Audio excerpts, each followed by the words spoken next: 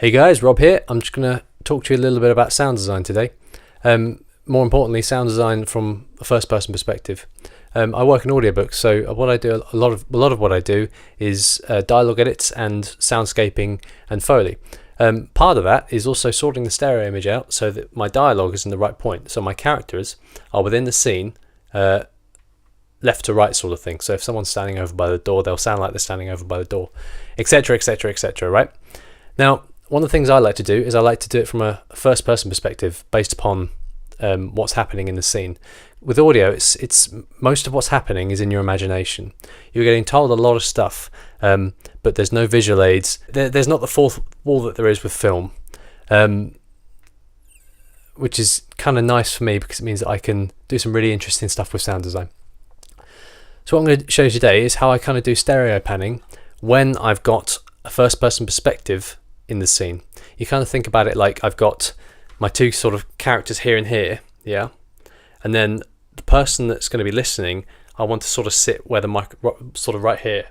So with this lovely Logic delay I've got here, it's going to delay left and right in samples, very, very small amounts, like nudging the audio slightly out of sync with itself to kind of simulate your ears, because you've got 2 points where audio is coming in.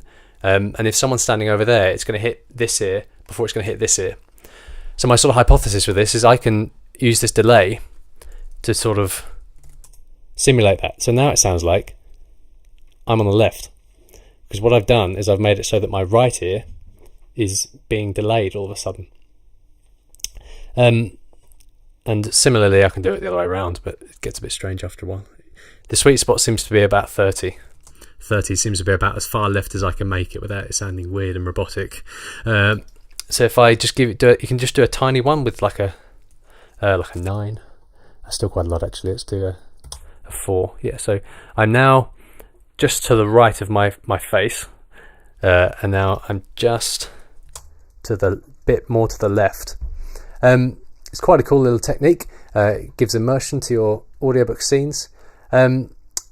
And yeah, I'm just going to show you it with a bit of background noise here. I've got some woodland atmosphere from Lauriston Forest in Scotland to show you to go along with this.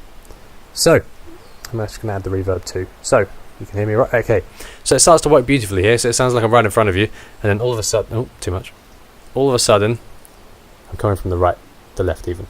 It's confusing because it's delayed here. I'm coming from the left all of a sudden.